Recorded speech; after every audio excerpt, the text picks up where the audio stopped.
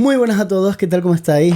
El podcast de hoy va a ser uno de esos podcasts en los que yo simplemente te planteo una cuestión y tú buscas información en internet sobre esa cuestión. ¿Por qué? Porque prepararme este episodio correctamente sería tan difícil que no me merece la pena, honestamente. Entonces yo te planto la semillita y tú ya vas a internet y te pones en modo friki ahí a comerte los artículos. Vamos a hablar de las fotografías en 8 bits, 10, 12, 14 y 16.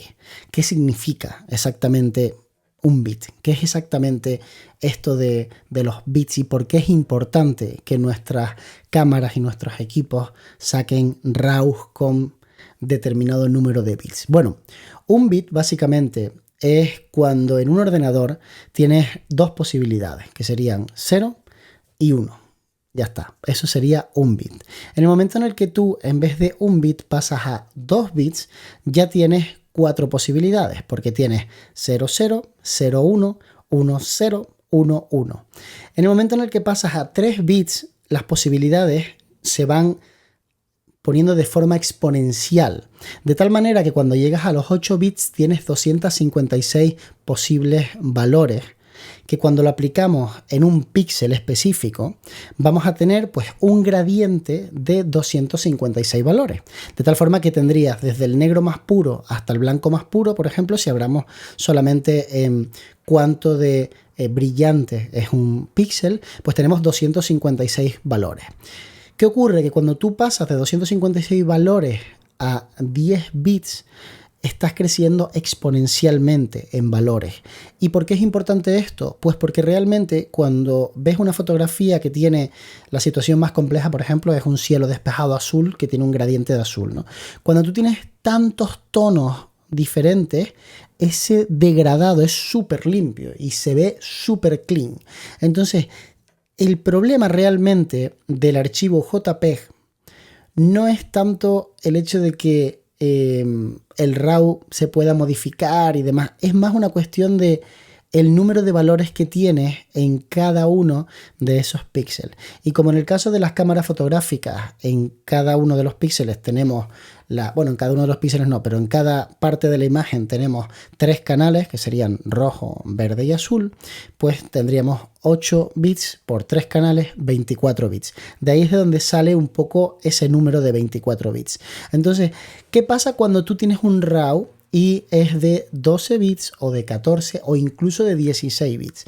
Pues que tienes mucha más información, pero realmente el ojo humano, y esto ya es en base a un artículo que he leído, porque todo esto viene de un artículo que me he leído hablando sobre esto, una fricada de artículo brutal, en el que el tipo reflexionaba sobre el hecho de que realmente a partir de los 10 bits de información, tu ojo no es capaz prácticamente de diferenciar entre 10 y 12, ¿no?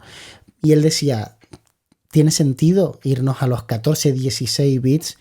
Y explicaba que cuando tú manipulas color, cuando tú aplicas contraste, cuando tú recuperas de las sombras, empiezas a, de alguna manera, romper un poco la imagen, y cuanto mayor sea la cantidad de datos que se han almacenado, menor va a ser el impacto a la hora de modificar esa imagen y menor va a ser pues la parte mala que vas a dejar en la imagen. Si tú, por ejemplo, levantas un paso de luz en las sombras, equivaldría más o menos a un bit, según decía él en el artículo. Yo esto evidentemente ni tengo el perfil tan freak ni soy tan técnico como para contártelo, por eso empecé este podcast diciéndote, José Miguel, acuérdate que te lo dije, tú me escuchas y después ¡fum!, vas a leer a internet y ya te empapas ahí de conocimiento. Pero quiero plantarte esa semillita. Él decía que por cada paso que recuperabas de luz, estabas como bajando un bit de la imagen. Y entonces decía, claro, si tú tienes una cámara que tira un RAW a 14 bits y puedes levantar 3, 4 pasos, te estás quedando en algo asumible, te estás quedando en algo bien y por eso lo ves bien. Pero en el momento en el que disparas una fotografía en 8 bits o en 10 bits y empiezas a levantar sombras, enseguida empiezas a ver cosas raras, empiezas a ver ruido digital y la cosa se pone realmente fea. ¿Qué pasa? Que el otro día con las FX me di cuenta de que tú podías elegir el RAW si dispararlo a 14 o a 16 bits. Y pensé, lo voy a disparar a 16 bits. Obviamente lo voy a disparar a 16 bits, pero qué interesante que pueda elegirlo. Pero pensé, no tengo ni idea de cuál es la diferencia realmente. No sé si la diferencia está en que voy a poder editar más, si al haber más posibles colores voy a percibir algo con mi ojo. Pues ahí es donde planté la semillita. Ese fue mi momento en el que cojo la cámara y digo, 16 bits. Nunca he disparado fotos en 16 bits. Vale, ¿y qué pasa? ¿Voy a ver algo distinto? Entonces de repente un usuario de GFX me dice, la calidad es increíble, no sé qué tal. Y le digo, oye, pero ¿y tú en qué notas esto? O sea, ¿en qué lo notas? Y él me dice, es que cuando hago paisaje, los cielos los veo con degradados mucho más mejor acabados. Y yo le digo, ya, pero ¿y cuándo ves eso? Porque en un iPhone no se va a ver eso. O sea, en el Instagram tú no ves eso. Y me dice, no, es que yo tengo una impresora que es enorme, de Canon, y me saco fotos en 50-70, incluso más grandes a veces. Y ahí sí lo percibes, ¿no?